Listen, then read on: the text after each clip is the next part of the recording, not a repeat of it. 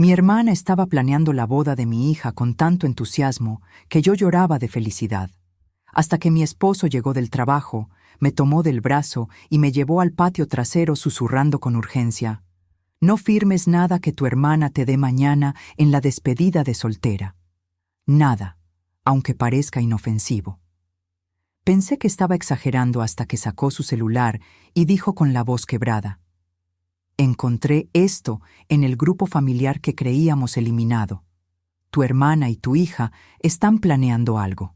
Lo que me mostró en esa pantalla me heló la sangre, y lo peor, la despedida sería en menos de 24 horas. Pero antes de continuar, checa si ya estás suscrito al canal y escribe en los comentarios desde dónde estás viendo este video. Nos encanta saber hasta dónde están llegando nuestras historias. Mi nombre es Paulina. Tengo 58 años y siempre creí que mi hermana Estela era mi mejor amiga. Crecimos juntas en Guadalajara. Compartimos recámara hasta los 20 años, nos apoyamos en cada crisis, celebramos cada logro de la otra. Cuando enviudó hace 8 años, la acogí en mi casa sin pensarlo 2 veces. Vendió su departamento pequeño en Zapopan y se mudó con nosotros a nuestra casa en Tlaquepaque. Parecía lo natural, lo correcto.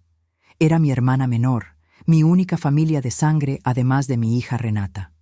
Nunca imaginé que esa decisión generosa se convertiría en la peor traición de mi vida. La boda de Renata estaba programada para dentro de 3 semanas. Mi hija de 28 años se casaría con Sebastián, un ingeniero civil bueno y trabajador que conoció en la universidad. Yo estaba más emocionada que ella misma. Había esperado este momento durante años, soñando con ver a mi única hija caminando hacia el altar con el vestido blanco que habíamos elegido juntas en una boutique en Chapultepec. Estela se ofreció a organizar la despedida de soltera. Insistió tanto que finalmente acepté dejarla tomar el control completo. «Tú ya tienes suficiente con los preparativos de la boda, Pau», me dijo con esa sonrisa cálida que siempre me tranquilizaba. «Déjame encargarme de esto. Será mi regalo para Renata. Algo inolvidable». Confiaba en ella completamente. Era mi hermana. Compartíamos todo. O eso creía yo. El martes por la tarde, 3 días antes de la despedida programada para el viernes, mi esposo Héctor llegó del trabajo más temprano de lo normal. Yo estaba en la cocina preparando la cena, cortando verduras para un caldo de pollo que siempre le gustaba. Escuché la puerta abrirse. Sus pasos rápidos, diferentes al ritmo cansado habitual después de un día completo en la constructora donde trabajaba como supervisor de obra. «Paulina, ven», dijo desde la sala con una voz tensa que no reconocí de inmediato. Dejé el cuchillo sobre la tabla de picar, me limpié las manos en el delantal y caminé hacia donde él estaba parado junto a la ventana que daba al jardín trasero. Su rostro estaba pálido, con una expresión que me recordó al día que le diagnosticaron diabetes hace 3 años. Miedo, confusión, algo más profundo que no logré identificar. «¿Qué pasó?», pregunté sintiendo que el estómago se me apretaba. Mi primer pensamiento fue su salud. Últimamente se veía más cansado, más delgado. Tal vez los niveles de azúcar estaban descontrolados otra vez. «¿Te sientes mal? ¿Necesitas que vayamos al doctor?» «No es sobre mí», respondió tomándome de la mano y guiándome hacia el patio trasero. Cerró la puerta de cristal detrás de nosotros, algo que nunca hacía. Estábamos solos en casa. Renata vivía ya con 2 amigas en un departamento cerca de su trabajo en una agencia de marketing. Estela había salido desde temprano diciendo que tenía pendientes para la despedida de soltera. No había necesidad de privacidad extrema. Pero ahí estaba Héctor cerrando puertas, mirando por encima del hombro como si alguien nos estuviera espiando. «Me estás asustando», dije sintiendo las piernas débiles. Nos sentamos en las sillas de hierro forjado que teníamos bajo el árbol de limones. El sol de la tarde proyectaba sombras largas sobre el pasto. Héctor sostuvo mi rostro con ambas manos, ese gesto íntimo que reservaba para momentos importantes. Cuando me pidió matrimonio hace 32 años, me tomó el rostro así. Cuando me dijo que su padre había muerto, también. Escúchame completamente antes de reaccionar, ¿sí? Prométeme que me vas a escuchar hasta el final. Su voz temblaba levemente. Asentí con la cabeza, incapaz de hablar, sintiendo el corazón latiendo tan fuerte que escuchaba el pulso en los oídos. Héctor sacó su celular del bolsillo de la camisa de mezclilla, lo desbloqueó y abrió WhatsApp. Me mostró una conversación de un grupo que se llamaba Familia López 2024. ¿Qué es esto?, pregunté mirando la pantalla sin entender todavía. Reconocí los nombres: Estela, Renata, y 2 números sin nombre guardado que no identifiqué de inmediato. El grupo tenía cientos de mensajes que Héctor había capturado en screenshots. Hace 2 meses, empezó Héctor con voz controlada pero tensa, Renata me agregó por error a este grupo familiar. Duré como 20 segundos antes de que se diera cuenta y me eliminara. Pensé que era raro, pero no le di importancia. Hoy estaba revisando configuraciones de mi celular porque me llegó una actualización y encontré que, aunque me eliminaron del grupo, los mensajes que se enviaron durante esos 20 segundos quedaron guardados en la memoria caché del teléfono. No entendía nada de lo que estaba diciendo. Memoria caché, grupos eliminados, todo sonaba a tecnología que nunca me importó aprender. Héctor, explícame con palabras simples. ¿Qué encontraste? Encontré la conversación completa, dijo deslizando la pantalla hacia arriba. El técnico de la constructora, el chavo de sistemas que nos ayuda con las computadoras, me enseñó cómo recuperar los mensajes del grupo eliminado. Le dije que había perdido información importante de trabajo. Me tomó 3 horas, pero lo logramos. Y Paulina, lo que leí... Su voz se quebró. Vi lágrimas formándose en sus ojos. Héctor nunca lloraba. En 32 años de matrimonio, lo había visto llorar solo 3 veces. Tomé el celular de sus manos temblorosas y comencé a leer. Los primeros mensajes eran de hace 5 meses, justo después de que Renata anunciara su compromiso con Sebastián. Estela. Ya hablé con el notario. Confirmó que con un poder notarial amplio puedes vender las propiedades sin que ella se entere hasta que ya esté hecho. El proceso toma entre 4 y 6 semanas máximo. Renata. ¿Y si sospecha? Mi mamá no es tonta. Estela. Tu mamá confía en mí ciegamente. Llevo 8 años viviendo con ella. Sé exactamente cómo manejarla. La despedida de soltera es perfecta. Estará emocionada, tomada, rodeada de amigas. Le presentaré el poder como un trámite simple para que yo pueda ayudarla con los gastos de la boda mientras ustedes están de luna de miel. Firmará sin leer. Siempre firma todo lo que le pongo enfrente. Mi vista se nubló. Leí y releí las palabras tratando de encontrarles otro significado, otra interpretación que no fuera la obvia. Esto no podía ser real. Tenía que ser un error, una broma de mal gusto, algo. Seguí leyendo con las manos temblando tanto que casi se me cae el teléfono. Número desconocido. 1. ¿Cuánto calculan que vale todo? Estela. La casa de Tlaquepaque está valuada en 4.8 millones. El terreno en Chapala que heredó de su mamá vale otros 2.2 millones. Las 2 cuentas de inversión suman 890,000 pesos. En total, casi 8 millones de pesos. Dividido entre nosotros 4 es un dinero muy bueno para cada uno. Renata. Sebastián y yo necesitamos esa parte para el enganche del departamento en Santa Fe. Ya encontramos uno perfecto, pero necesitamos 2 millones de enganche. Con esto alcanza perfectamente. Número desconocido, 2. Y después, cuando ella descubra que vendieron todo, va a demandar. Va a haber problemas legales gordos. Estela. Por eso el notario me consiguió documentación que demuestra que Paulina tiene principios de demencia senil.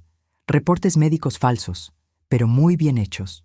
Si ella demanda, presentamos eso y argumentamos que firmó el poder estando en su sano juicio, pero que después la demencia avanzó y ahora no recuerda.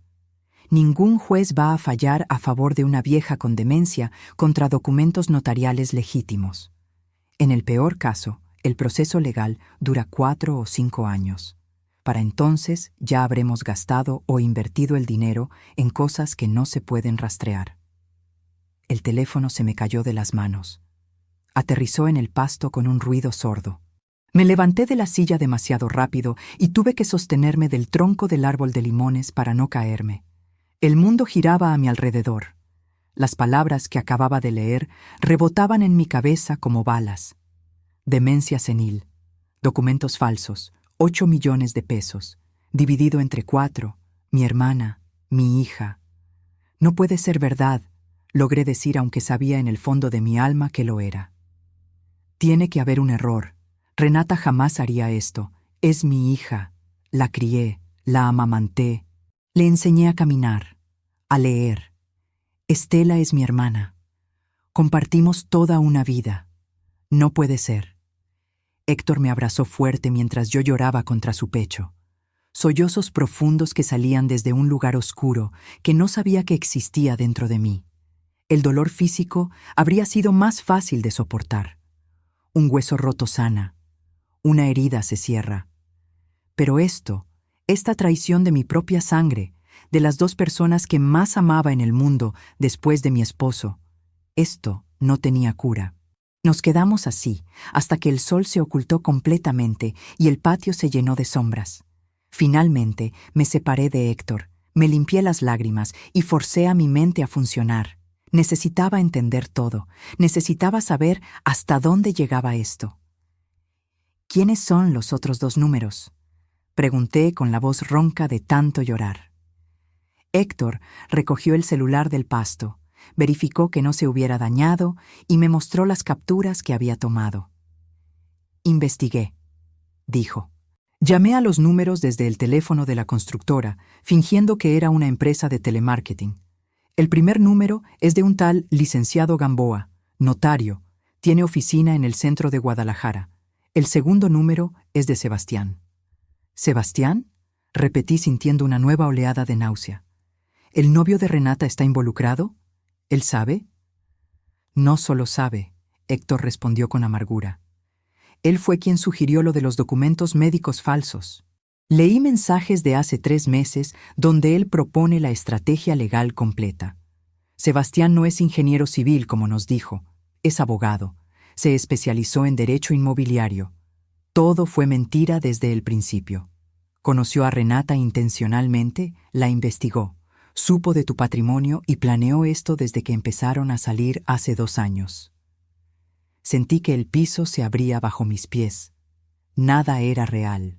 Todo en lo que había creído, todas las personas en las que confiaba, todo era una ilusión cuidadosamente construida. Mi hija, que juraba estar enamorada, había sido manipulada o peor, era cómplice voluntaria. Mi hermana, que lloraba de gratitud cada vez que le recordaba que esta era su casa también, me estaba robando. El yerno que imaginé como el hijo que nunca tuve era un estafador profesional. ¿Cuánto ya se llevaron? Pregunté, aunque no estaba segura de querer saber la respuesta. Héctor respiró profundo antes de contestar. Nada todavía de las propiedades grandes, pero Estela tiene acceso a tu tarjeta de débito. ¿Recuerdas que le diste una hace 2 años cuando se fracturó el tobillo? Para que pudiera hacer el súper y pagar cosas mientras tú trabajabas. Lo recordaba perfectamente. Estela se había caído en las escaleras. Estuvo con yeso durante 2 meses. Yo trabajaba medio tiempo en una boutique de ropa en el centro y no podía estar todo el día en casa. Le di acceso a mi cuenta para facilitarle la vida, para que no se sintiera como una carga. Revisé los movimientos bancarios de los últimos 6 meses. Continuó Héctor sacando una carpeta que traía escondida bajo la camisa. Gastos pequeños, 3,000 aquí, 5,000 allá, 8,000 en pagos de servicios que nunca tuvimos. Retiros en efectivo de 10,000, 15,000 pesos. Sumando todo son 287,000 pesos en medio año. Transferencias a la cuenta de Renata que luego se movían a otras cuentas que no logré rastrear. Casi 300,000 pesos. Dinero que yo creía estar gastando en la casa, en comida, en servicios, en cosas normales. Dinero que desaparecía mes tras mes mientras yo trabajaba duro en la boutique, vendiendo ropa a clientas exigentes, aguantando largas jornadas de pie. Todo ese esfuerzo para que mi hermana me robara con la tarjeta que le di por compasión. ¿Y el terreno de Chapala? Pregunté recordando las palabras en el mensaje. Mi madre me había dejado ese terreno cuando murió hace 12 años. Era un pedazo de tierra hermoso junto al lago, con árboles de mango y una vista increíble. Siempre soñé con construir una casita ahí para retirarnos Héctor y yo cuando llegara el momento. Lo había cuidado, pagado el predial religiosamente cada año, mantenido limpio. Revisé en el registro público de la propiedad esta mañana. Héctor dijo abriendo la carpeta y mostrándome documentos oficiales. Hay una solicitud de cambio de escrituras pendiente. Fue presentada hace 3 semanas por el licenciado Gamboa, el notario del grupo. Argumenta que tú quieres poner el terreno a nombre de Renata como regalo de bodas adelantado. Hay una firma tuya en el documento. Yo nunca firmé eso, dije tomando el papel y examinando la firma. Era casi perfecta, una falsificación muy buena. Héctor, esa no es mi firma. Es muy parecida, pero yo nunca firmo la A de esa forma. Siempre la hago más redonda. Lo sé, dijo señalando detalles pequeños. Yo también noté diferencias, pero es lo suficientemente buena para pasar si nadie la examina con cuidado. El trámite estaba programado para completarse 2 días después de la boda, cuando ustedes estarían supuestamente de luna de miel, aunque ahora sé que no hay luna de miel planeada. Era solo una excusa para mantenerte distraída mientras procesaban el cambio de escrituras. Todo encajaba con una precisión horrible. Cada detalle había sido planeado cuidadosamente. La boda, la despedida de soltera, la luna de miel falsa. Todo eran piezas de un plan elaborado para despojarme de lo que había construido durante décadas de trabajo honesto. Pasamos toda la noche despiertos. Héctor sacó más documentos que había recopilado durante el día. Había ido al banco, a la notaría pública, al registro de la propiedad, investigando mientras yo trabajaba sin saber nada. Me mostró estados de cuenta con transferencias sospechosas, documentos con firmas falsificadas, recibos de pagos a empresas fantasma. Este pago aquí, señaló una transferencia de 45,000 pesos de hace 2 meses. Se supone que fue para reparar el techo de la casa. ¿Recuerdas que Estela dijo que había contratado a un maestro albañil porque había goteras? Nunca hubo goteras. Nunca se reparó nada. El dinero fue directo a una cuenta de Sebastián. Recordaba esa conversación perfectamente. Estela llegó preocupada diciendo que había notado humedad en el techo, que había llamado a un conocido que podía hacer el trabajo rápido y barato. Yo le di el dinero sin cuestionar. Confiaba en ella. Era mi hermana cuidando nuestra casa. Revisamos todo hasta que amaneció. Para cuando el sol empezó a asomarse por la ventana de la cocina, habíamos identificado un patrón claro que se extendía por más de 1 año.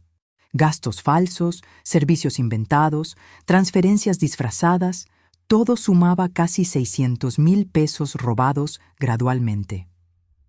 Tan gradual que nunca lo noté. Tan perfectamente distribuido que parecía gasto normal de una casa. Necesitamos un abogado. Dije sirviendo café que ninguno de los dos tenía estómago para tomar, pero necesitábamos la rutina, algo normal que hacer. Alguien que entienda de fraude, de documentos falsos, de todo esto. Ya llamé a uno. Héctor respondió mostrándome una tarjeta profesional. Licenciado Rodrigo Santana, penalista. Me lo recomendó el ingeniero de la constructora. Dice que es el mejor en casos de fraude familiar. Tenemos cita mañana a las 10 de la mañana. Mañana. Esa palabra sonaba irreal. Mañana era miércoles. La despedida de soltera era el viernes. La boda el sábado dentro de 3 semanas. Todo seguía en movimiento como un tren que no podía detenerse. Excepto que ahora yo sabía que el tren iba directo a un precipicio.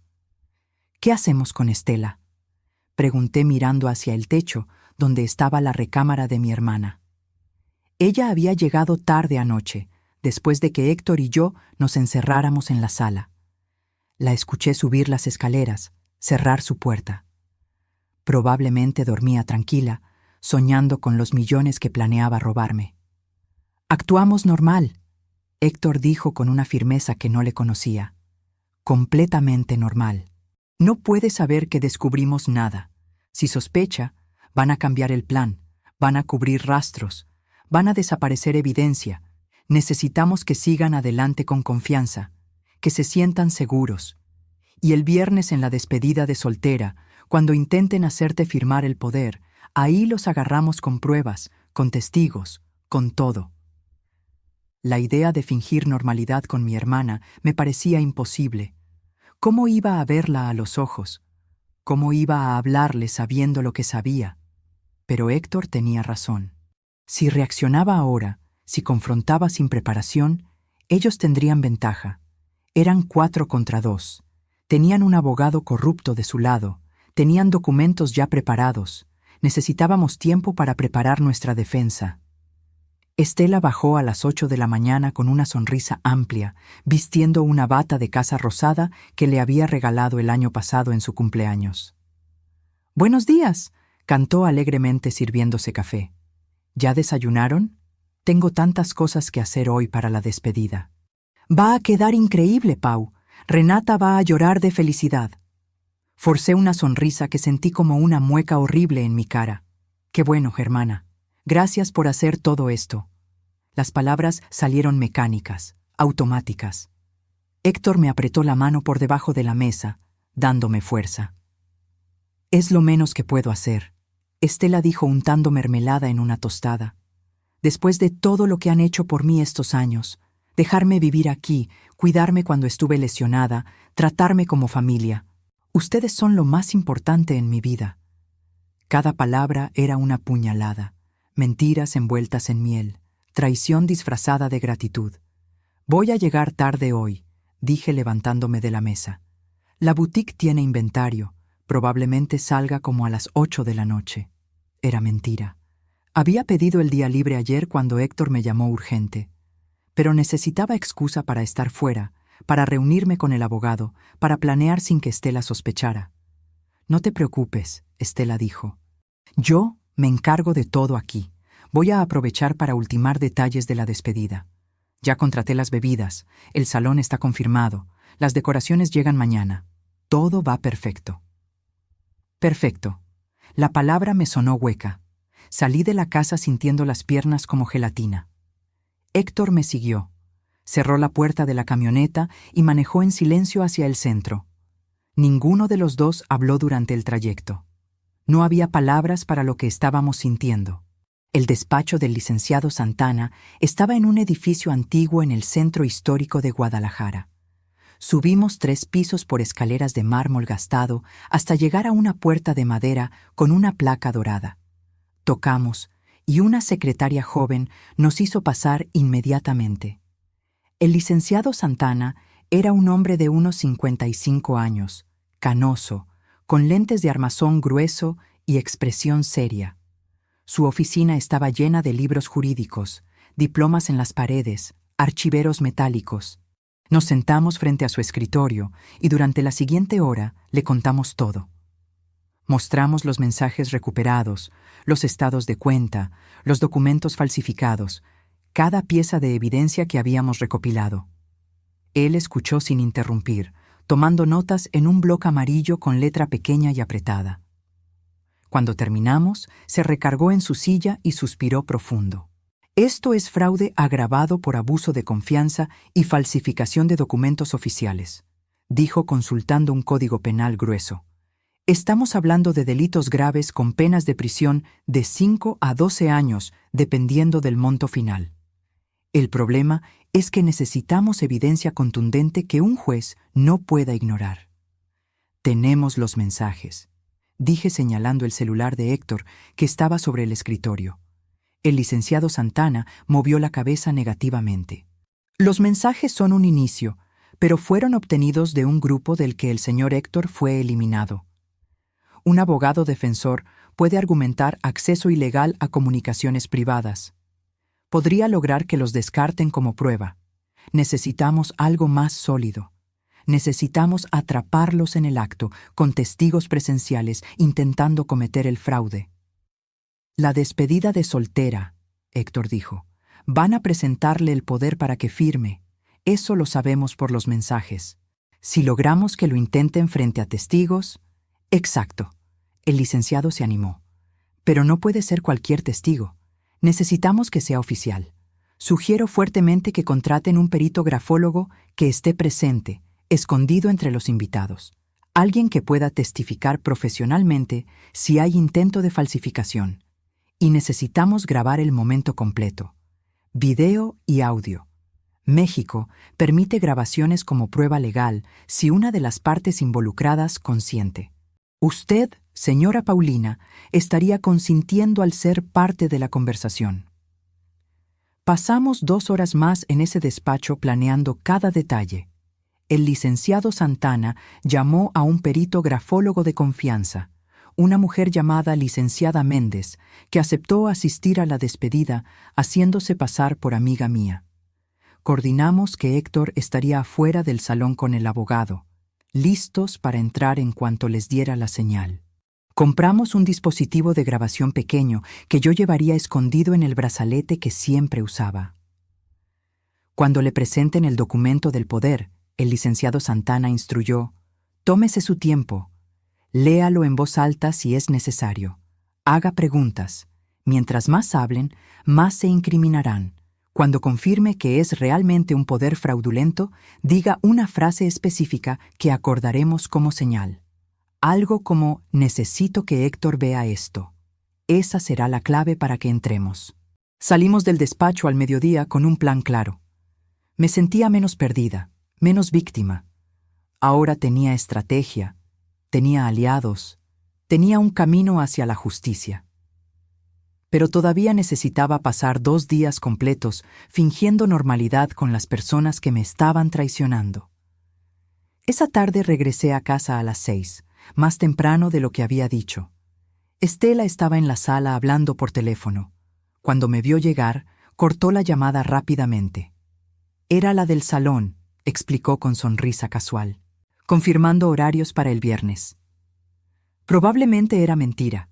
Probablemente estaba hablando con Gamboa o con Renata o con Sebastián, coordinando los últimos detalles del robo.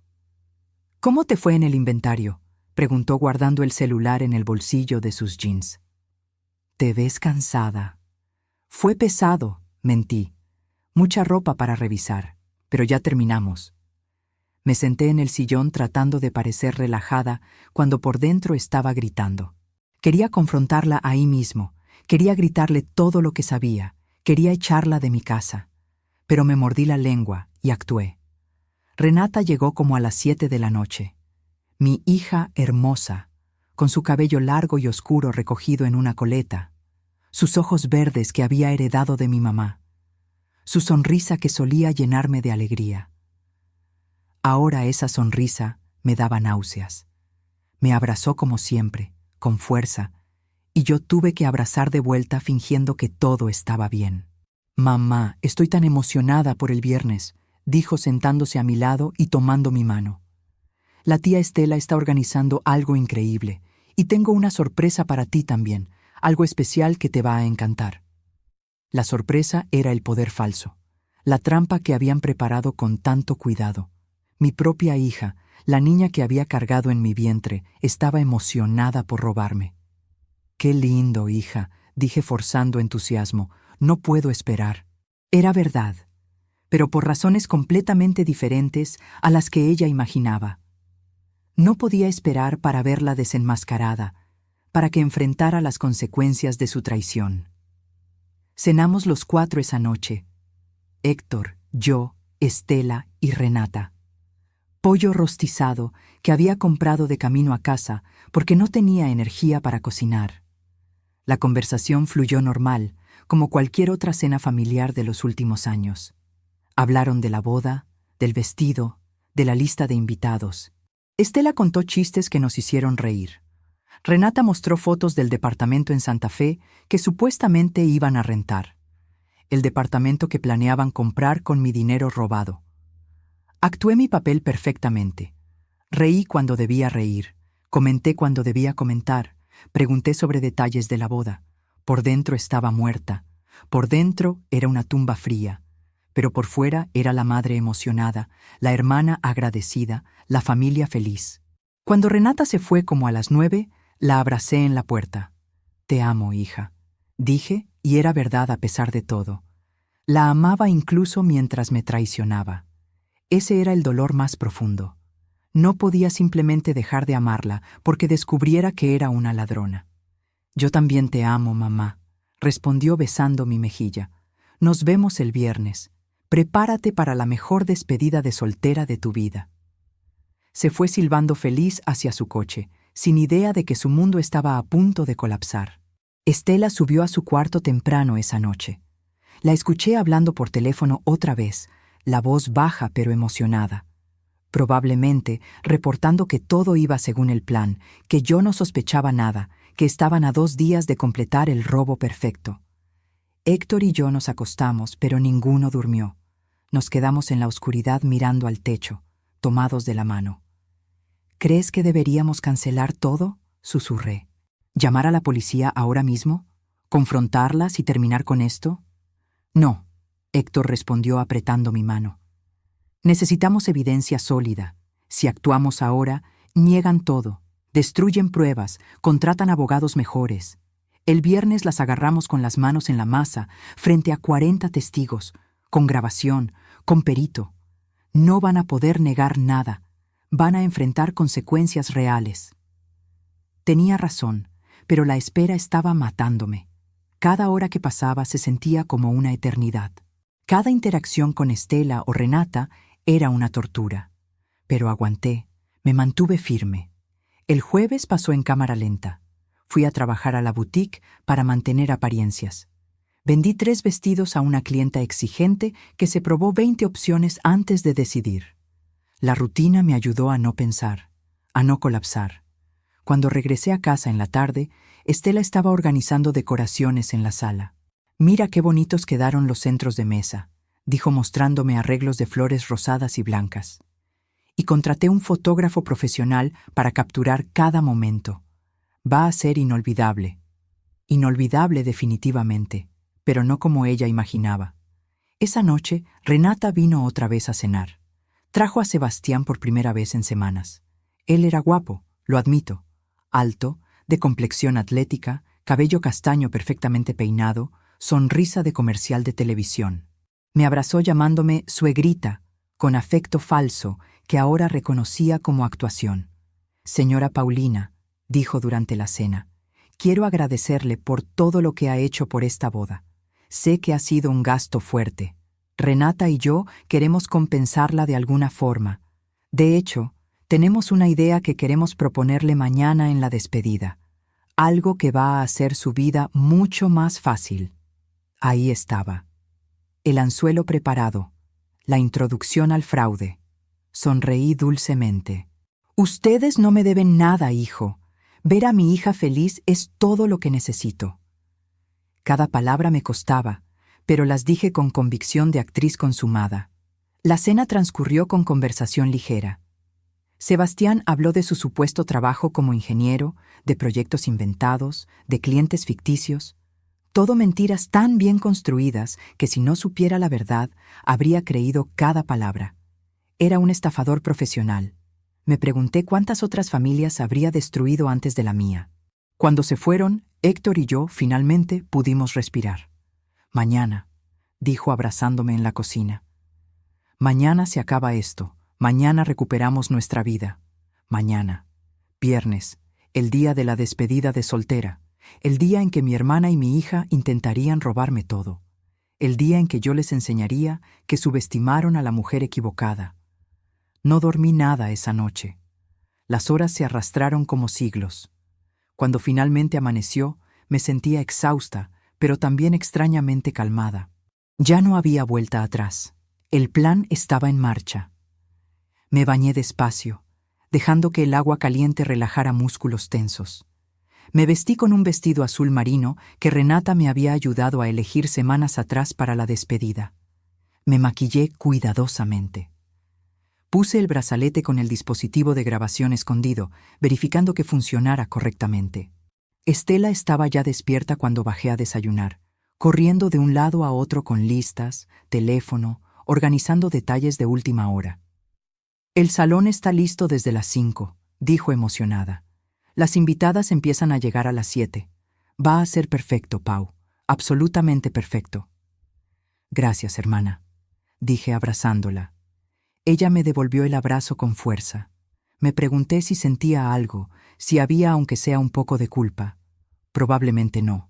Para hacer lo que estaba haciendo necesitaba tener corazón de piedra.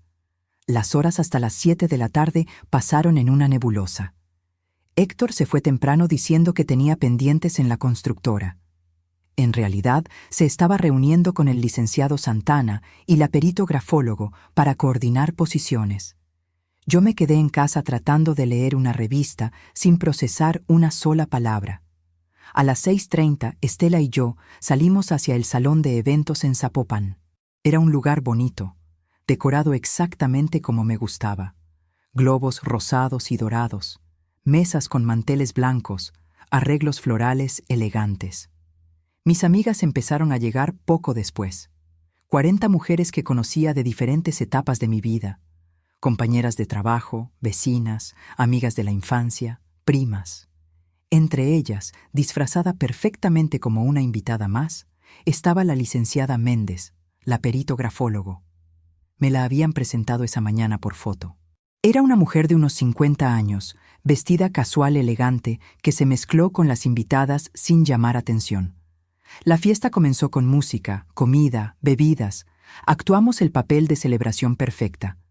Renata llegó como a las 8, radiante en un vestido blanco corto. Me abrazó fuerte. «Mamá, te amo tanto», susurró en mi oído. Palabras que debían llenarme de felicidad, pero solo me llenaban de tristeza. Comimos, bailamos, jugamos los juegos tontos típicos de despedidas de soltera. Reí hasta que me dolió la cara de fingir. Tomé una copa de vino que apenas probé porque necesitaba estar completamente alerta. Como a las 10 de la noche, cuando la fiesta estaba en su punto más alto, Estela pidió silencio. Tomó el micrófono del DJ y llamó la atención de todas. «Quiero hacer algo especial», anunció con sonrisa amplia. Renata y yo preparamos una sorpresa para la mujer más importante en nuestras vidas. «Paulina, ven aquí, por favor». Me levanté con piernas que apenas me sostenían y caminé al frente. 40 pares de ojos me observaban. La licenciada Méndez estaba en primera fila, discreta pero atenta. Renata se unió a nosotras al frente sosteniendo una carpeta elegante de piel. «Mamá», comenzó con voz emocionada, «tú has hecho tanto por mí, por nosotros. Pagaste mi educación, me apoyaste siempre, estás financiando esta boda hermosa. Sebastián y yo queremos retribuirte, queremos hacer tu vida más fácil». Estela continuó. «Por eso hablamos con un abogado especialista y preparamos un documento especial. Es un poder legal que nos permite a Renata y a mí manejar ciertos aspectos de tus finanzas mientras estés de vacaciones o cuando necesites descansar. Así no tienes que preocuparte por pagar servicios, manejar trámites, nada de eso. Nosotras nos encargamos de todo». Ahí estaba, la trampa desplegándose exactamente como habían planeado. Renata abrió la carpeta y sacó varios documentos. Me los entregó con sonrisa cálida. «Es simple, mamá. Solo necesitamos tu firma aquí y aquí. El notario ya revisó todo. Está completamente legal y te beneficia a ti completamente». Tomé los documentos con manos que temblaban levemente, no de miedo, sino de rabia contenida. Comencé a leer en voz alta para que todas las invitadas escucharan, para que quedara grabado claramente. Poder general irrevocable otorgado a Estela López Fernández y Renata Martínez López, leí despacio, con facultades para administrar, vender, hipotecar, transferir y disponer de bienes inmuebles ubicados en Tlaquepaque, Jalisco y Chapala, Jalisco, así como cuentas bancarias, inversiones y cualquier activo a nombre de Paulina Martínez Fernández. El silencio en el salón se hizo denso. Algunas invitadas se miraron entre sí, confundidas.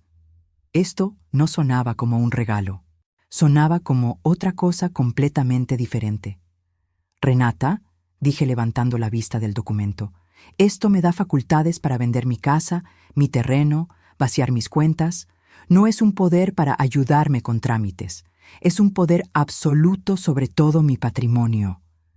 Vi pánico cruzar su rostro por una fracción de segundo. Estela intervino rápido. «Es lenguaje legal estándar, Pau. Ya sabes cómo son estos documentos. Ponen todo lo que legalmente es posible, aunque nunca se use. Nosotras jamás haríamos nada sin tu permiso. Es solo para facilitarte la vida.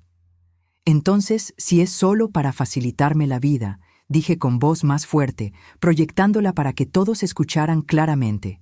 ¿Por qué dice irrevocable? ¿Por qué no puedo cancelarlo si cambio de opinión? Las invitadas empezaron a murmurar. La licenciada Méndez se acercó discretamente. Renata empezaba a verse nerviosa de verdad. Sebastián apareció de algún lugar del salón, acercándose con expresión tensa.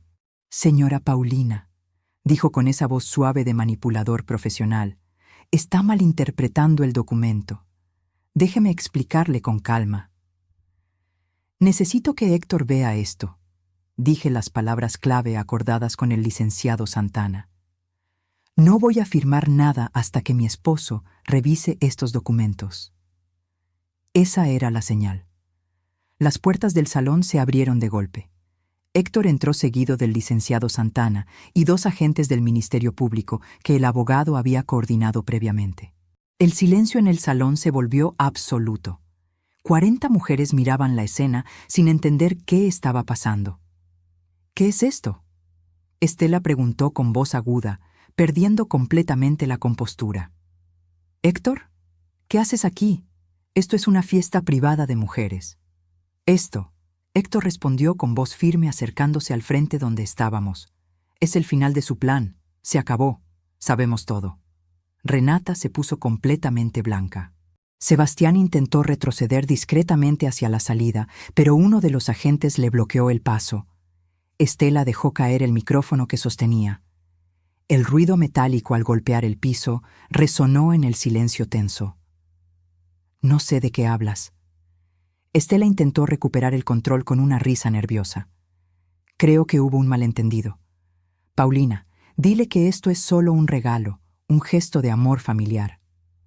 «Un regalo», repetí sintiendo toda la rabia de los últimos días saliendo a la superficie. «Como fue un regalo cuando falsificaste mi firma para transferir el terreno de Chapala a nombre de Renata. Como fue un regalo cuando robaste 287,000 pesos de mi cuenta usando la tarjeta que te di por compasión cuando estabas lesionada».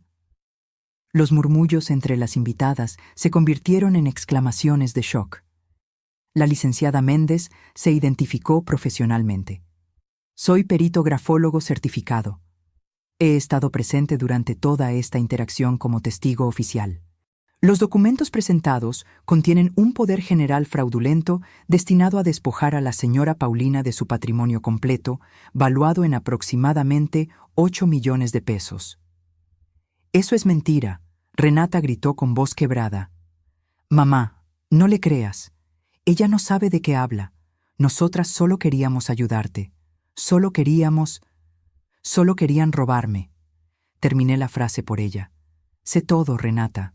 Los mensajes del grupo familiar, los planes con el licenciado Gamboa, los documentos médicos falsos que iban a usar para declararme demente si yo los demandaba. Sé que Sebastián no es ingeniero civil, sino abogado especialista en fraude inmobiliario. Sé que el departamento en Santa Fe lo iban a comprar con mi dinero robado. Sé absolutamente todo». Sebastián finalmente mostró su verdadera cara. «Esto es ilegal. Ustedes invadieron privacidad, accedieron a comunicaciones privadas sin autorización. Cualquier juez va a descartar esas supuestas pruebas». El licenciado Santana sonrió con satisfacción. Las comunicaciones fueron recuperadas de un dispositivo al que el señor Héctor tuvo acceso legítimo durante el tiempo que fue miembro del grupo. Además, tenemos algo mucho mejor que mensajes. Señaló hacia mi brazalete.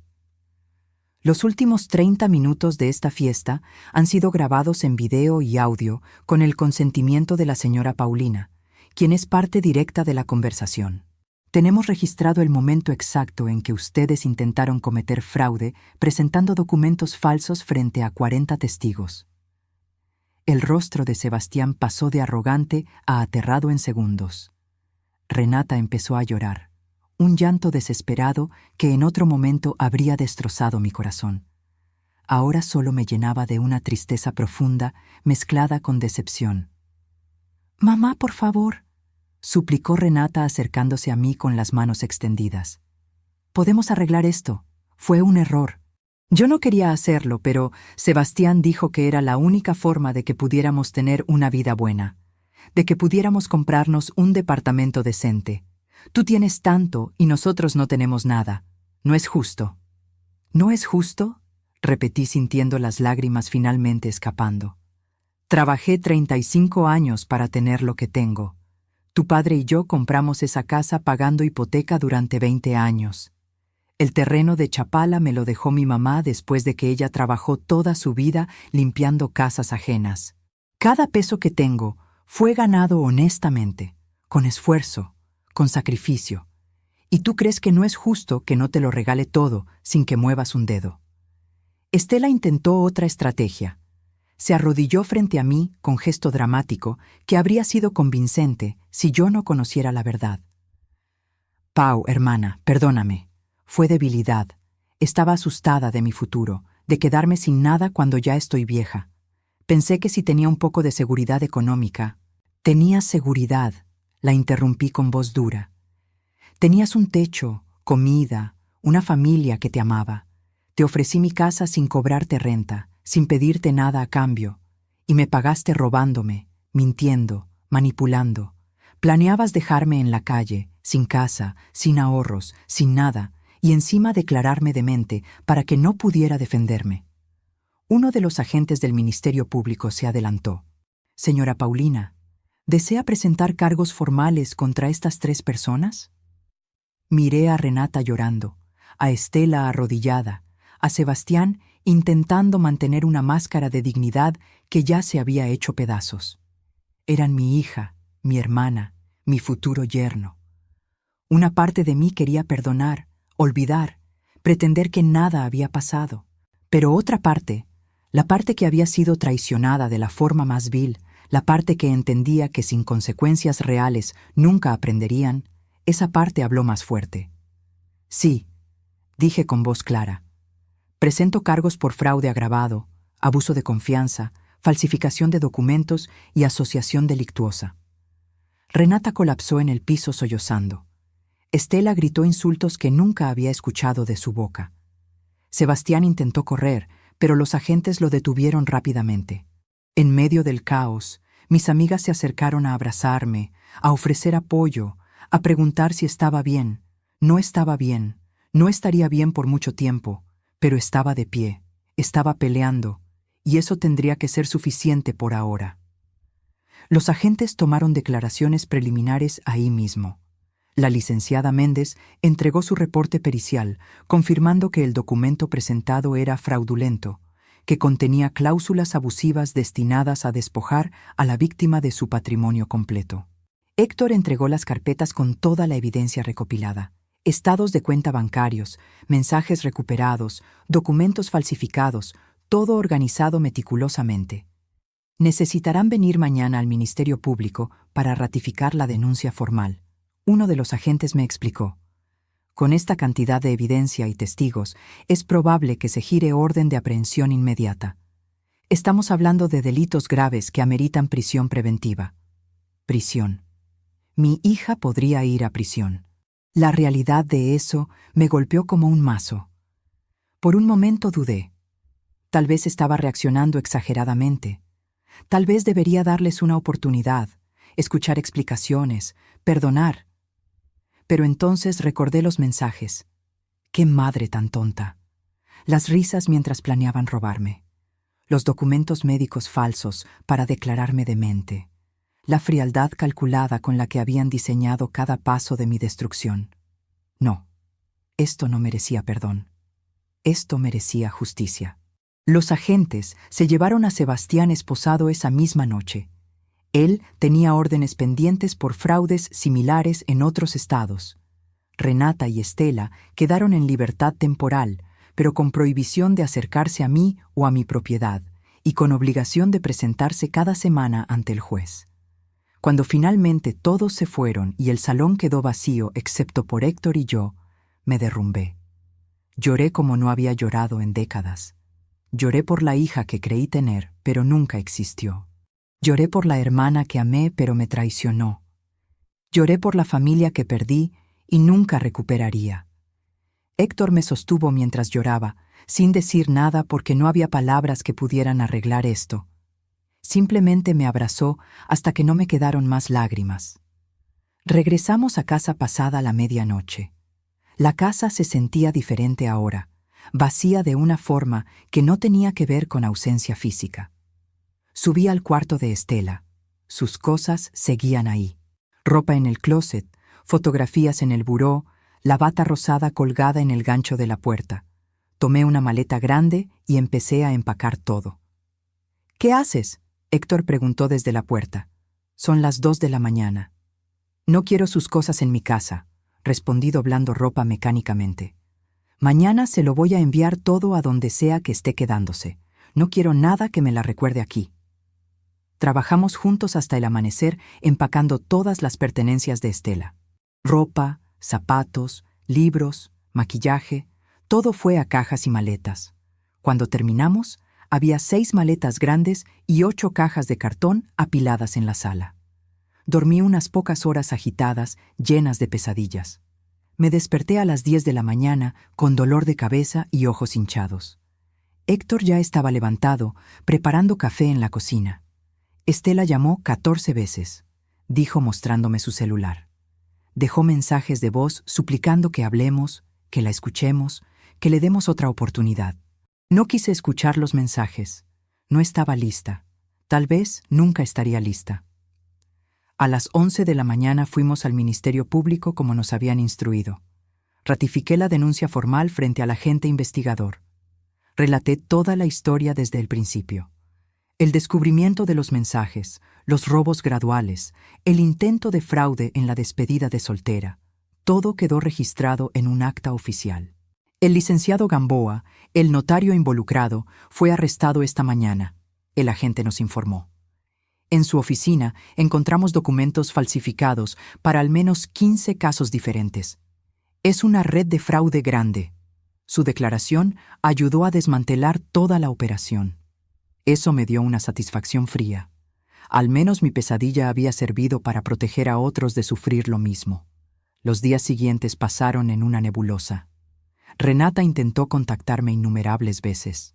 Llamadas, mensajes, emails, hasta apareció en la puerta de la boutique donde trabajo. La gerente tuvo que pedirle que se fuera o llamaría a seguridad. «Mamá, solo escúchame 5 minutos», suplicaba en los mensajes de voz. «Sé que la cagué, sé que no merezco perdón, pero soy tu hija, soy tu única hija. No puedes simplemente cortarme de tu vida así». Pero sí podía, y lo estaba haciendo. La investigación avanzó rápido. Con toda la evidencia que presentamos, más lo que encontraron en la oficina del notario, el caso era sólido. 3 semanas después de la despedida de soltera arruinada, recibí notificación de que se había girado orden de aprehensión formal contra Estela, Renata y Sebastián. Los arrestaron un martes por la mañana. Estela fue detenida en casa de una prima donde se estaba quedando. Renata fue arrestada en su trabajo, esposada frente a sus compañeros. Sebastián ya estaba en prisión preventiva por los otros fraudes. Cuando recibí la llamada del licenciado Santana informándome, sentí una mezcla extraña de satisfacción y tristeza. Justicia, pero ¿a qué costo? Mi familia destruida, mi hija en prisión, mi hermana enfrentando años de cárcel. La audiencia inicial fue 2 semanas después. Tuve que testificar frente al juez. Renata estaba ahí, con uniforme de reclusa, demacrada, con ojeras profundas. Nuestras miradas se encontraron por un segundo y vi súplica en sus ojos. Súplica que ignoré. Testifiqué con voz clara y firme. Conté cada detalle, presenté cada evidencia. El juez determinó prisión preventiva para los 3 mientras avanzaba el proceso. «Existe riesgo de fuga y de obstrucción de justicia», dictaminó. «Permanecerán detenidos hasta la sentencia final». Después de la audiencia, el abogado defensor de Renata me interceptó en el pasillo del juzgado. «Señora Paulina, Mi clienta quiere negociar. Está dispuesta a declararse culpable a cambio de una sentencia reducida, pero necesita que usted acepte un acuerdo reparatorio. Si ella devuelve el dinero robado y usted retira algunos cargos, podríamos reducir la sentencia a 3 años en lugar de 10. ¿3 años? Repetí. ¿Por intentar robarme 8 millones de pesos? ¿Por planear declararme demente? ¿Por traicionar cada gramo de confianza que deposité en ella durante 28 años? El abogado ajustó sus lentes incómodo. Es su hija, señora. Una sentencia de 10 años la va a destruir completamente. Saldrá de prisión casi a los 40, sin educación actualizada, sin oportunidades. ¿Realmente quiere eso para ella? Lo pensé. Días y noches pensando.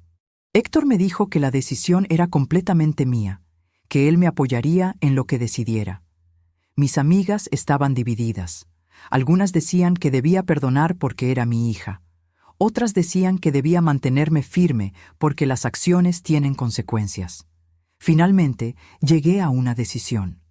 Acepté el acuerdo reparatorio, pero con condiciones muy específicas. Renata devolvería cada peso robado, trabajaría en programas de servicio comunitario durante su sentencia reducida y firmaría un documento legal renunciando permanentemente a cualquier derecho sobre mi herencia.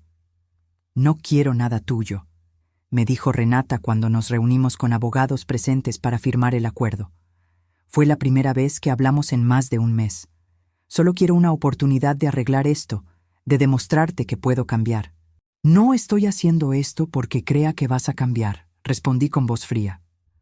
Lo hago porque eres mi hija y no quiero cargar con la culpa de destruir tu vida completamente, aunque tú no tuviste problema en intentar destruir la mía. Pero entiende esto claramente. Nuestra relación como madre e hija terminó. Legalmente, seguirás siendo mi descendiente. Emocionalmente, eres una extraña que cometió un crimen contra mí. Vi el dolor en sus ojos al escuchar esas palabras. Parte de mí se alegró de causarle dolor. Esa parte oscura que había nacido de la traición quería verla sufrir como yo había sufrido. Estela no aceptó ningún acuerdo. Mantuvo su inocencia. Alegó que todo había sido idea de Sebastián, que ella solo había seguido instrucciones sin entender realmente lo que estaba pasando. El juez no le creyó. La evidencia era demasiado clara. Los mensajes mostraban que ella había sido pieza central del plan, posiblemente la cerebro de toda la operación. Su juicio fue rápido. Con toda la evidencia presentada, el jurado tardó solo 3 horas en deliberar. Culpable en todos los cargos. El juez la sentenció a 9 años de prisión más restitución completa del dinero robado más daños y perjuicios. Cuando leían la sentencia, Estela me miró desde la mesa de la defensa. Gritó cosas horribles. Esto es tu culpa, Paulina. Siempre fuiste la preferida. Siempre tuviste todo mientras yo no tenía nada. Merecía ese dinero. Merecía algo bueno en mi vida, después de todo lo que sufrí. Los guardias tuvieron que sacarla de la sala mientras seguía gritando. Sebastián recibió 12 años por múltiples cargos de fraude. Resultó que había estafado a otras 6 familias usando el mismo método. Seducir a una hija o sobrina, ganarse la confianza de la familia, robar todo. Era un depredador profesional. Renata había sido solo una más de sus víctimas, aunque eso no la eximía de responsabilidad por sus propias acciones. Renata cumplió 2 años y 4 meses de su sentencia de 3 años con tiempo reducido por buena conducta. Salió de prisión hace 3 semanas. Me envió una carta pidiendo vernos. La carta estaba llena de disculpas, de explicaciones, de súplicas de perdón. No respondí la carta. No sé si algún día podré perdonarla. El dolor sigue demasiado fresco, la traición demasiado profunda. Tal vez con tiempo, con años, podré encontrar algo de paz. Tal vez, eventualmente, podré mirarla sin sentir esta mezcla de amor y odio que me destroza por dentro. Recuperé todo el dinero robado a través de los procesos legales.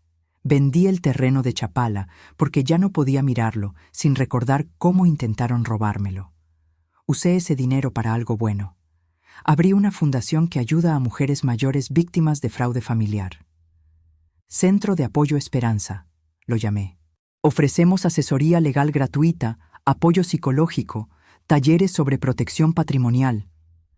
En un año, hemos ayudado a 47 mujeres que estaban siendo estafadas por hijos, hermanos, sobrinos. La ironía es que mi tragedia se convirtió en salvación para otras. Héctor se jubiló el año pasado. Vendimos la casa de Tlaquepaque porque estaba llena de recuerdos dolorosos y compramos un departamento más pequeño en una zona tranquila. Empezamos de nuevo, los dos solos, reconstruyendo una vida sin las personas que creíamos familia. Hace 2 días, en mi cumpleaños número 60, exactamente 2 años después de aquella despedida de soltera desastrosa, recibí un paquete. Lo abrí con cuidado. Adentro había un álbum de fotografías. Fotos de Renata bebé, niña, adolescente, adulta joven. Fotos de momentos felices que ahora parecían pertenecer a otra vida, a otra familia. Incluía una carta nueva. Mamá, sé que no merezco perdón. Sé que destruí algo que nunca podré reparar.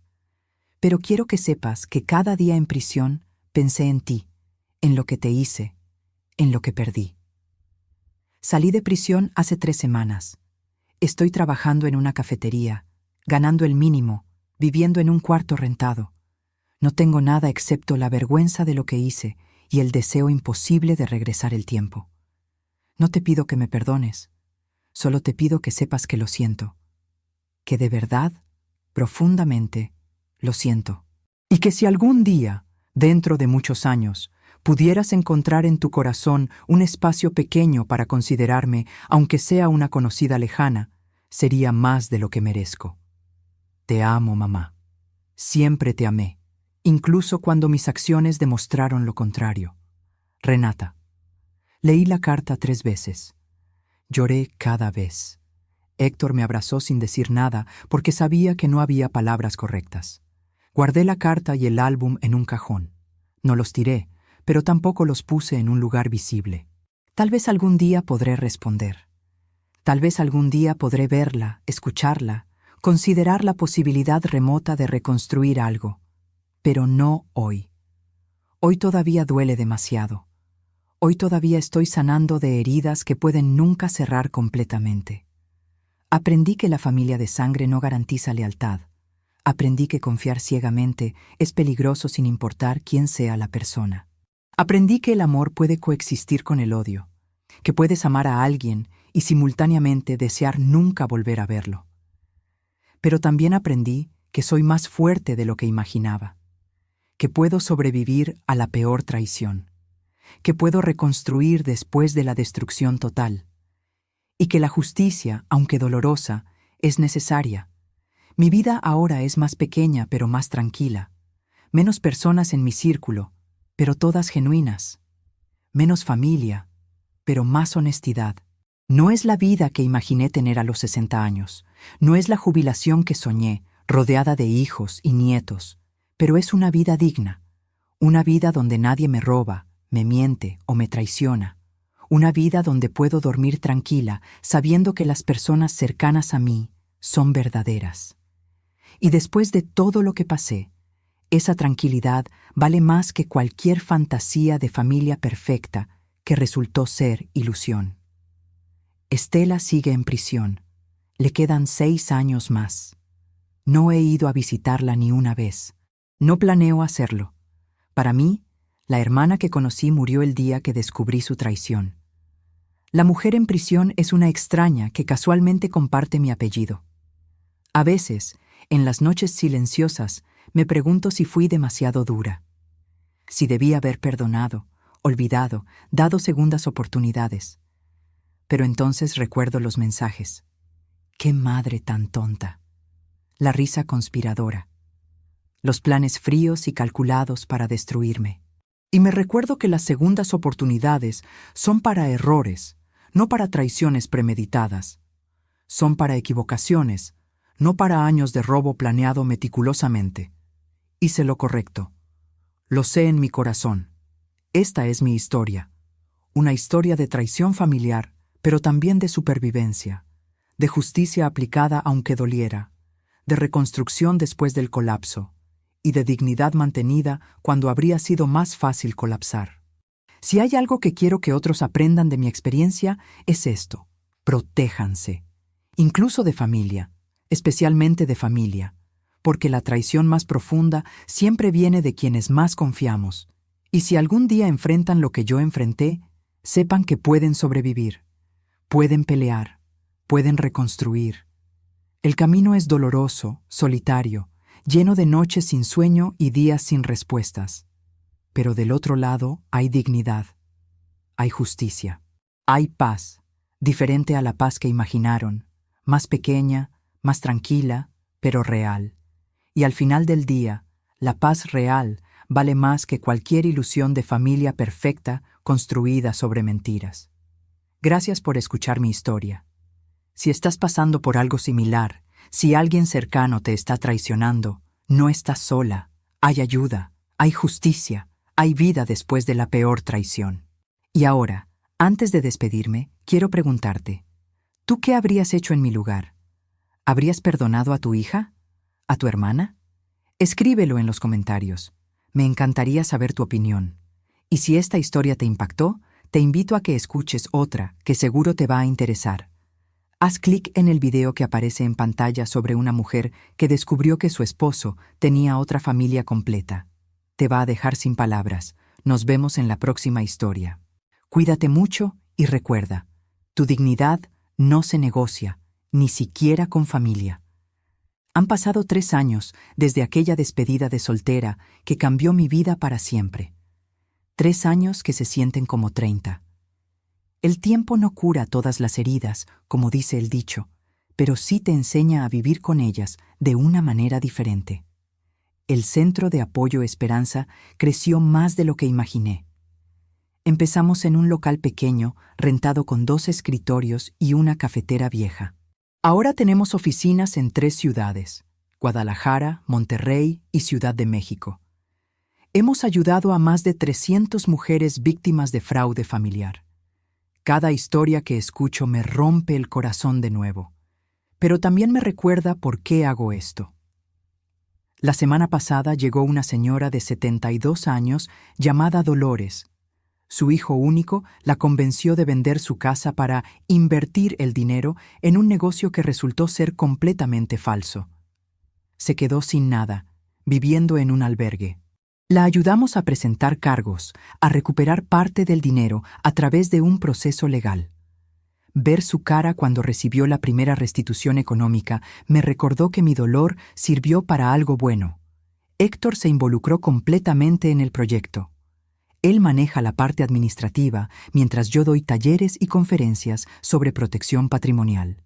Viajamos juntos visitando las diferentes sedes, conociendo a las mujeres que ayudamos, escuchando historias que podrían haber sido la mía si no hubiera descubierto la traición a tiempo. Nuestra relación se fortaleció de maneras que no esperaba. La tragedia que destruyó a mi familia nuclear nos unió más como pareja. Hay algo profundamente conectivo en sobrevivir juntos a lo peor. Héctor me vio en mis momentos más oscuros, cuando lloraba en el piso de la ducha sin poder levantarme, cuando despertaba gritando de pesadillas, cuando pasaba días enteros sin hablar, y se quedó. Nunca me abandonó ni un segundo. Hace 6 meses, en nuestro aniversario número 35 de bodas, renovamos votos. Fue una ceremonia pequeña, íntima, solo nosotros 2 y el sacerdote en una capilla antigua de Tlaquepaque. No invitamos a nadie más porque nuestra familia ahora somos solo nosotros. Y eso está bien, es suficiente. Estela salió de prisión hace 2 meses. Cumplió 7 años de su sentencia de 9 con reducción por buena conducta. No fui a recogerla, no asistí a su liberación. Me enteré porque el licenciado Santana, que sigue siendo nuestro abogado de confianza, me llamó para informarme. Tiene prohibición de acercarse a usted por 5 años más, me recordó. Si intenta contactarla de cualquier forma, vuelve a prisión inmediatamente. Pero quería que supiera que salió, por si acaso. Agradecí la información y colgué sin sentir nada en particular, ni alivio ni preocupación. Solo un vacío donde alguna vez hubo amor fraternal. Me pregunto a veces si ella piensa en mí, si se arrepiente realmente, si los años en prisión la cambiaron de alguna forma. Pero son preguntas sin importancia porque las respuestas no cambiarían nada. Renata es otra historia más complicada. Después de aquel álbum de fotos y la carta de hace 2 años, siguió enviando cartas cada 3 o 4 meses. Nunca las respondí, pero las leí todas. Las guardé en una caja en el fondo del closet. No sé por qué las conservo. Tal vez porque tirarlas se siente demasiado final, demasiado permanente.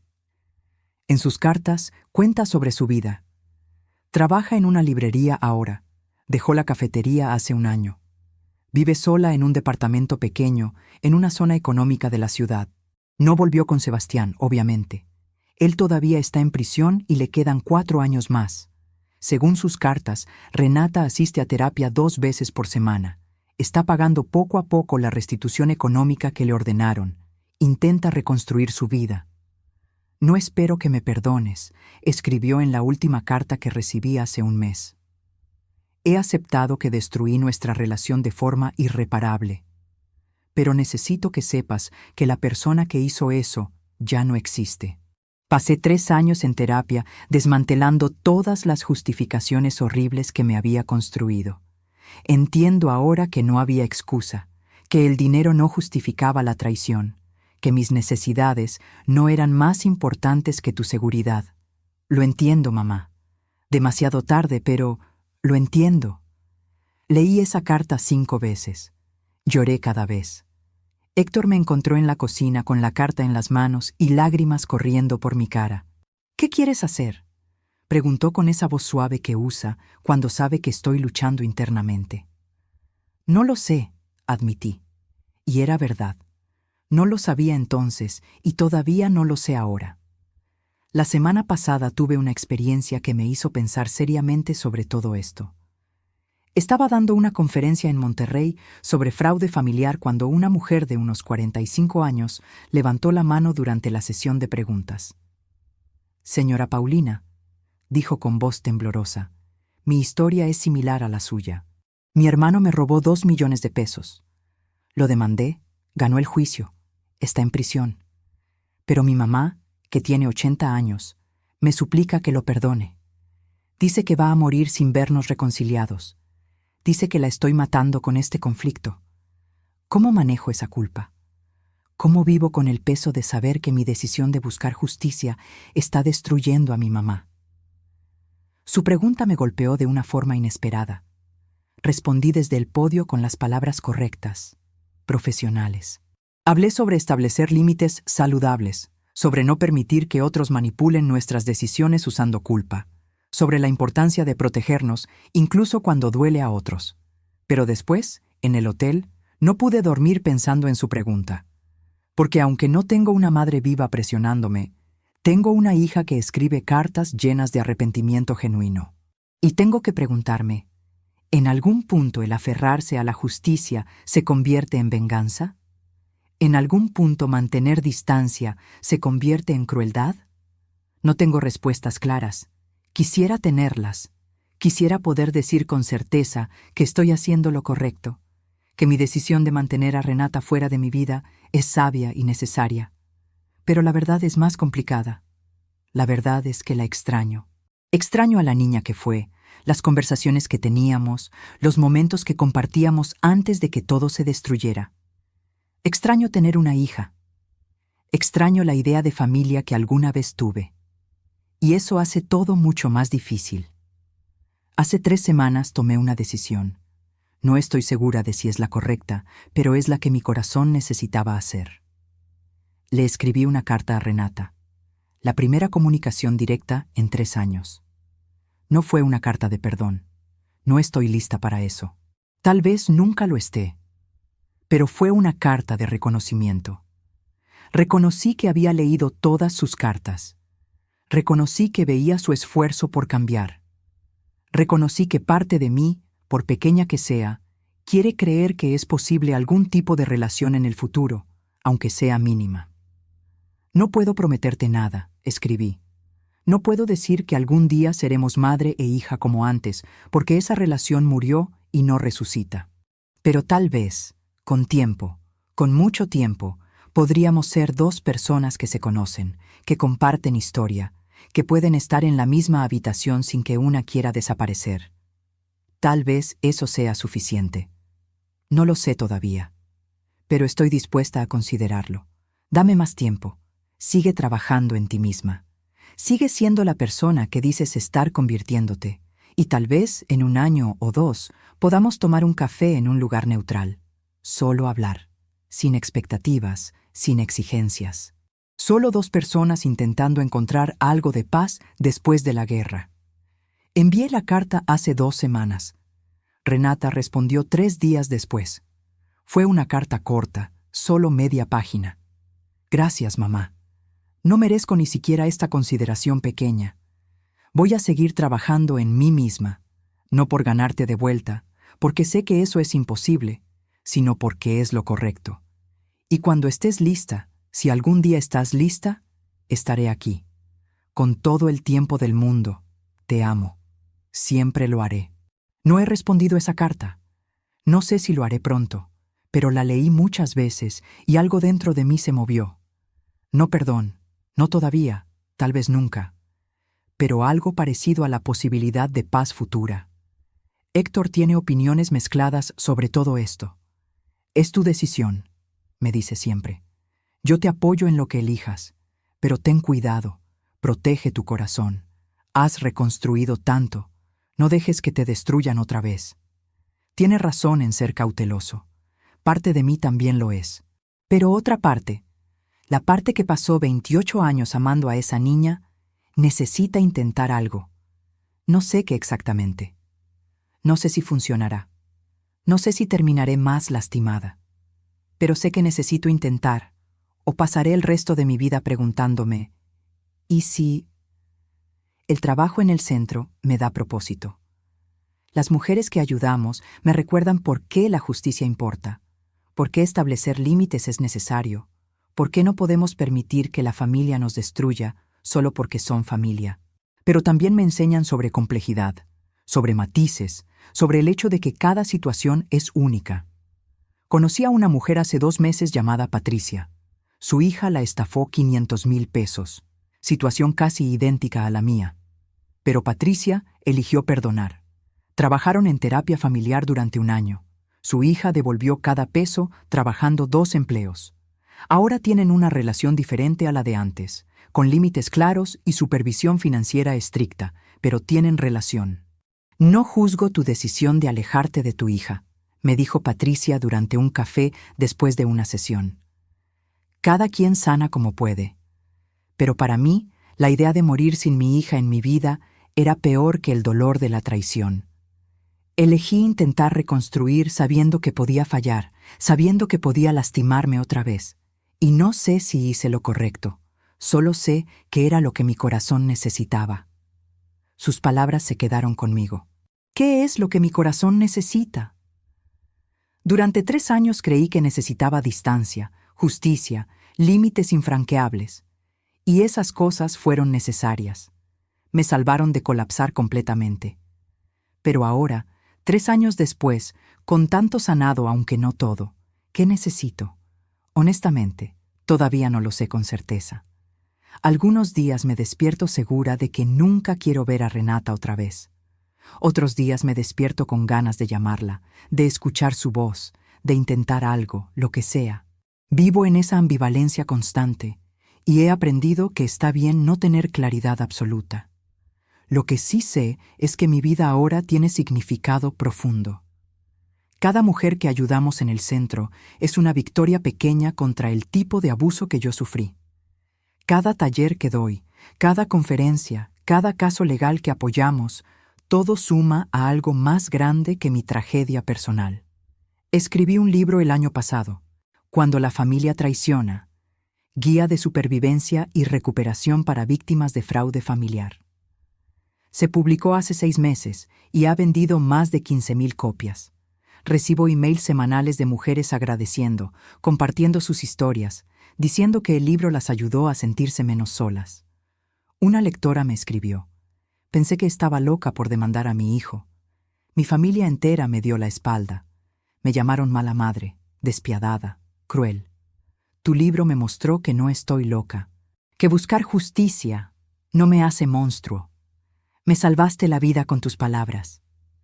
Mensajes como ese me recuerdan que mi dolor sirvió para algo, que la peor experiencia de mi vida se transformó en herramienta para ayudar a otros. No elimina el dolor, pero le da contexto, propósito. Héctor y yo viajamos más ahora. El mes pasado fuimos a Oaxaca por una semana. Caminamos por las calles de cantera, comimos tlayudas en el mercado, visitamos Monte Albán. Fue la primera vez en 3 años que pude desconectarme completamente, que pude pasar días enteros sin pensar en la traición, en Renata, en Estela, en nada de eso. Una noche, sentados en la terraza de nuestro hotel, viendo el atardecer sobre la ciudad, Héctor me tomó la mano. «Estoy orgulloso de ti», dijo, «de cómo sobreviviste a lo peor, de cómo convertiste trauma en misión, de cómo sigues de pie cuando tenías todas las razones para rendirte». Lloré escuchándolo. Lágrimas diferentes a las de dolor. Lágrimas de reconocimiento, de gratitud por tener, aunque sea una persona en mi vida, que me ama incondicionalmente, que me vio en mi peor momento y eligió quedarse. «No habría sobrevivido sin ti», le dije. Y era absolutamente verdad. Héctor fue mi ancla cuando todo se desmoronaba. Fue mi certeza cuando dudaba de todo. Fue mi hogar cuando perdí familia. Hemos hablado sobre el futuro. Queremos viajar más, ver lugares que siempre soñamos conocer. Europa el próximo año si todo sale bien. Héctor quiere conocer España, caminar el Camino de Santiago. Yo quiero ver París, cumplir el sueño que Renata usó para manipularme, pero hacerlo real esta vez, en mis términos. También hablamos sobre eventualmente reducir mi carga de trabajo en el centro, contratar más personal, delegar más responsabilidades, no retirarme completamente porque el trabajo me da demasiado propósito, pero encontrar balance mejor entre ayudar a otros y vivir mi propia vida. Diste 3 años completos a esto, Héctor razonó. Ayudaste a cientos de mujeres, escribiste un libro, creaste algo increíble de cenizas. Ahora mereces también vivir, disfrutar, descansar. Tiene razón. Parte de mí se aferró al trabajo como mecanismo de escape, como forma de no enfrentar el vacío que dejó la pérdida de familia. Pero el vacío sigue ahí cuando termino la jornada laboral. Esconderme en trabajo no lo llena. ¿Qué lo llenaría? No lo sé completamente. Tal vez nada lo llena del todo. Tal vez aprendes a vivir con el espacio vacío, a acomodarte alrededor de él, a construir vida de todas formas. Tal vez eso es sanar realmente. No eliminar el dolor, sino aprender a vivir con él sin que te paralice. He estado considerando seriamente la idea del café con Renata. Un encuentro neutral, público, con límites claros. Solo para hablar, para escucharla, para ver con mis propios ojos si el cambio que describe en cartas es real. No sé cuándo. No este mes ni el próximo. Pero tal vez en 6 meses, tal vez en 1 año. La idea me aterroriza y me alivia simultáneamente. Aterroriza porque abrir esa puerta, aunque sea una rendija, me hace vulnerable otra vez. ¿Y si me manipula? ¿Y si todo es actuación elaborada para acercarse y lastimarme nuevamente? ¿Y si caigo en la misma trampa porque una parte de mí desesperadamente quiere creer que mi hija todavía existe en algún lugar dentro de la mujer que me traicionó? Pero también alivia porque cargar este peso de corte absoluto es agotador. Cada cumpleaños sin llamada, cada Navidad sin ella, cada momento significativo que antes habríamos compartido y ahora enfrento sola. Duele de maneras constantes y pequeñas que se acumulan en dolor grande. Tal vez un café no cambia nada. Tal vez confirma que la distancia es necesaria. Tal vez demuestra que ella no cambió realmente, que solo dice lo que cree que quiero escuchar. Si es así, al menos lo sabré con certeza. Podré cerrar esa puerta definitivamente sin él, y sí, persiguiéndome. O tal vez, solo tal vez, veo cambio genuino, veo arrepentimiento real. Veo a una mujer que cometió el peor error de su vida y ha pasado años trabajando para convertirse en alguien diferente, alguien mejor. No sé si eso sería suficiente para reconstruir algo. Probablemente no, pero sería algo. Sería más que el vacío que tengo ahora. Héctor dice que haga lo que sienta correcto. Mis amigas están divididas. Algunas dicen que ni lo considere, que Renata no merece ni 5 minutos de mi tiempo. Otras dicen que todos merecen segundas oportunidades si trabajan genuinamente por ellas. Al final, es mi decisión. Solo mía. Y honestamente, sentada aquí escribiendo esto, reflexionando sobre estos 3 años, todavía no sé qué decidiré. Algunos días estoy segura de que mantendré distancia para siempre. Otros días me inclino hacia intentar algo pequeño, controlado, seguro. Lo que sí sé es esto: sobreviví. Sobreviví a la peor traición imaginable. Sobreviví a perder a mi hija y mi hermana simultáneamente. Sobreviví a procesos legales, a testimonios dolorosos, a noches sin dormir. Sobreviví a todo y no solo sobreviví, sino que transformé esa experiencia horrible en misión que ayuda a otros. Soy más fuerte de lo que jamás creí posible. Soy más sabia, más cautelosa, más consciente de que la familia de sangre no garantiza lealtad. Pero también soy más compasiva con otros que sufren traiciones similares. Entiendo su dolor de formas que nadie que no lo vivió puede entender. Mi vida no es la que imaginé. A los 61 años pensé que estaría rodeada de familia grande, preparando bodas de hijos, conociendo nietos. En cambio, estoy en un departamento tranquilo con solo mi esposo, dirigiendo una fundación contra fraude familiar, escribiendo sobre mi trauma.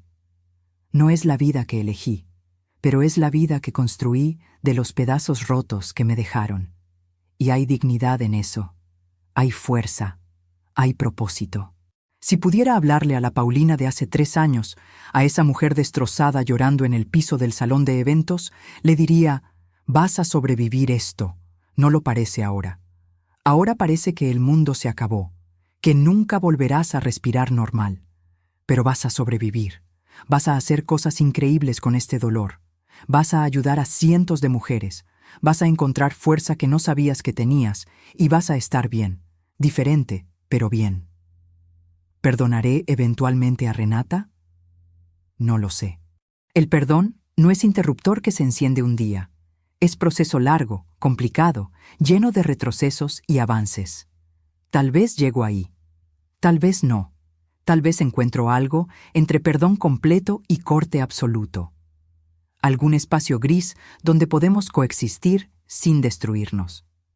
Estela es historia diferente. No siento el mismo impulso de intentar nada con ella. Tal vez porque su traición fue más fría, más calculada. Tal vez porque no tengo con ella el vínculo madre-hija que hace todo más complicado. Con Estela siento solo vacío donde alguna vez hubo amor fraternal. Y estoy en paz con ese vacío. Lo importante es que estoy viviendo. No solo existiendo, no solo sobreviviendo, sino realmente viviendo. Tengo propósito, tengo amor con Héctor, tengo trabajo significativo, tengo amistades genuinas forjadas a través de esta experiencia. Tengo vida que vale la pena aunque sea completamente diferente a la que planeé, y tal vez eso es suficiente. Tal vez la vida no es sobre tener la familia perfecta o los planes cumplidos. Tal vez es sobre adaptarse cuando todo colapsa, sobre reconstruir cuando todo está destruido, sobre encontrar significado en el dolor y luz en la oscuridad más profunda. Esta es mi historia completa. Una historia de traición terrible, pero también de supervivencia increíble. De justicia lograda aunque doliera. De reconstrucción después de perderlo todo. Y de dignidad mantenida contra todo pronóstico. No sé qué viene después. No sé si veré a Renata algún día. No sé si eventualmente encontraré algo parecido al perdón. No sé si mi corazón sanará completamente o si siempre llevará cicatrices de esta batalla. Pero sé que estaré bien. Sé que he sobrevivido a lo peor y sigo de pie. Sé que he convertido mi tragedia en herramienta que ayuda a otros. Y sé que sin importar qué venga después, lo enfrentaré con la misma fuerza que me ha llevado hasta aquí. Porque al final del día, eso es lo que somos, sobrevivientes, no víctimas, sino sobrevivientes, y hay poder increíble en eso. Gracias por acompañarme en este viaje. Gracias por escuchar mi historia completa, incluyendo las partes feas y dolorosas. Si estás pasando por algo similar, quiero que sepas, vas a sobrevivir. Va a doler más de lo que puedes imaginar, pero vas a sobrevivir. Y del otro lado hay vida que vale la pena. Cuídate mucho.